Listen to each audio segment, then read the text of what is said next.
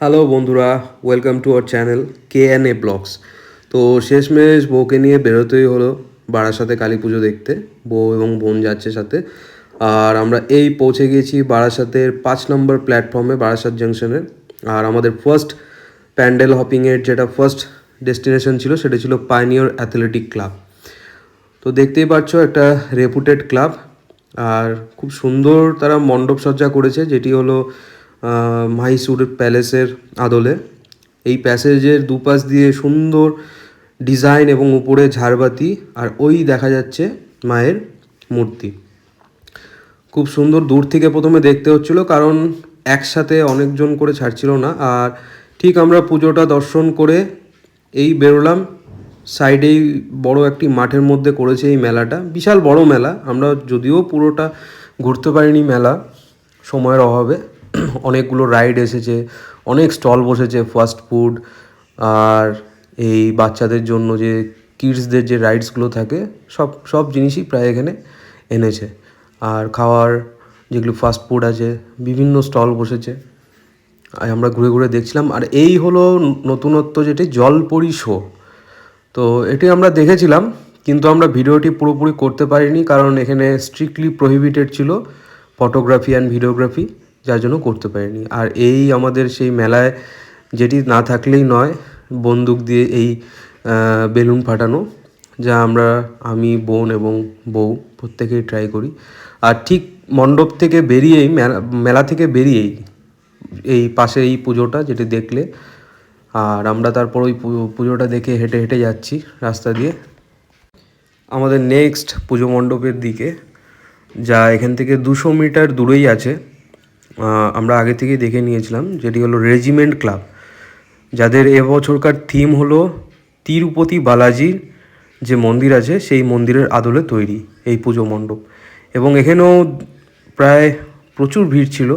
আমরা আস্তে আস্তে এগোচ্ছি, সামনে দেখতে পাচ্ছ সিকিউরিটি গার্ডরা আছে, যারা নাকি এক জায়গায় গ্যাদার হতে দিচ্ছে না বা দাঁড়িয়ে থাকতে দিচ্ছে না। তো অবশ্যই এত ভিড় যখন, তা তো করবেই। আর এই পুজো মণ্ডপটা দেখে আমরা পরবর্তী পুজো মণ্ডপের দিকে বেরিয়ে গেলাম। বারাসাতের আমরা মেন রোড ধরে হেঁটে হেঁটে চলছি। রাস্তার দুদিক দিয়ে রকমারি পুতুলের দোকান, ফাস্টফুডের দোকান, এগুলো নিয়ে বসেছে অনেকেই। আর এই লাইটিংগুলো ফলো করতে করতে আমরা চলে গেলাম আমাদের নেক্সট যে পুজো মণ্ডপ। একটি ছোট্ট পুজো মণ্ডপ, কিন্তু তাদের থিম সত্যি একদম ক্রিয়েটিভ ছিল। থিমের নাম হলো বন্দি শৈশব।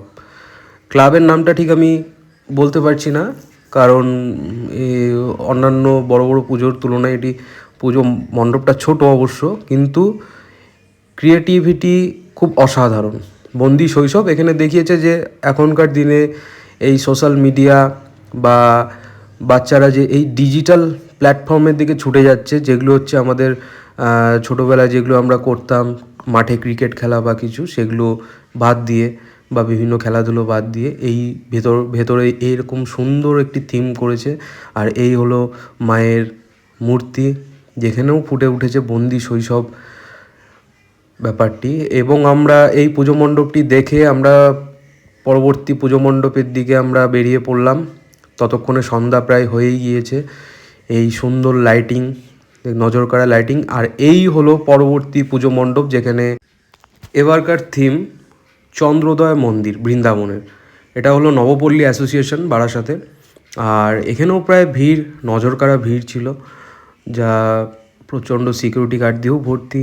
আর এই হলো মায়ের মূর্তিটি, খুব সুন্দর, খুব সুন্দর কারুকার্য ভেতরেও। এরপরে আমরা বেরিয়ে পড়লাম আমাদের নেক্সট সবথেকে আমাদের যেটা আকর্ষণীয় পুজো মণ্ডপ ছিল আমাদের লেগেছে, সেটি হলো দ্বারকা।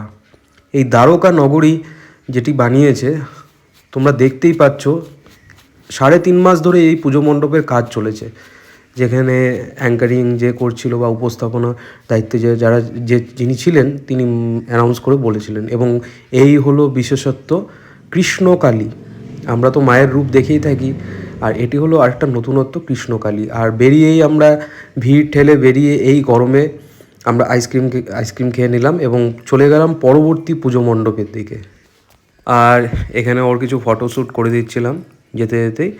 আর এই আমরা চলে যাচ্ছি যে আমরা পরবর্তী পুজো মণ্ডপ। আর এখানে দেখতে পাচ্ছ ও বেলুন কিনবে বলে বায়না করছিল। আর যাই হোক, শেষমেশ ওকে একটা বেলুন তো কিনেই দেওয়া হলো, দেখতে পাবে তোমরা। আর এই আমরা চলে এসেছি 11 নম্বর রেলগেট। রেলগেটের যেটা পুজোটা জাগৃতি সংঘ, সেখানে চলে এসেছি। খুব সুন্দর স্বর্ণপ্রস্তর একটি থিম করেছিল। আর এখানে মায়ের মূর্তিটিও দেখার মতো ছিল, বিভিন্ন রূপ মায়ের। পুজো মণ্ডপের ঠিক পাশের মাঠটিতেই এই মেলাটা বসেছিল, বেশ বড় মেলা। তো আমরা মেলাটি ঘুরে ঘুরে দেখছিলাম, বিভিন্ন স্টল বসেছিল। আর ওকে একটা ফ্যান কিনে দিয়েছিলাম, সেই ফ্যানটা হাতে দেখতেই পাচ্ছ, গরম বলে কিনেছিল। আর বেলুনের যেহেতু বায়না করেছিল, বারবার বলছে বেলুনের কথা, তো এখান থেকে এই বেলুনটা ওকে কিনে দিলাম। বেলুনটা পেয়ে খুবই খুশি। তারপর আমরা চলে আসলাম এই চাট ভান্ডারে, যার নাম ছিল রাজস্থানি চাট ভান্ডার। একদম মেলার শুরুতেই এই দোকানটা, বেশ বড়। চাটটা খেয়ে ওর কোনো রকমই ভালো লাগেনি। তো যাই হোক, এক একটা চাটের দাম নিয়েছিল 150 টাকা, যা কোনোভাবেই আমার ওয়ার্থ ইট বলে মনে হয়নি, আমার বা ওর কারোরই।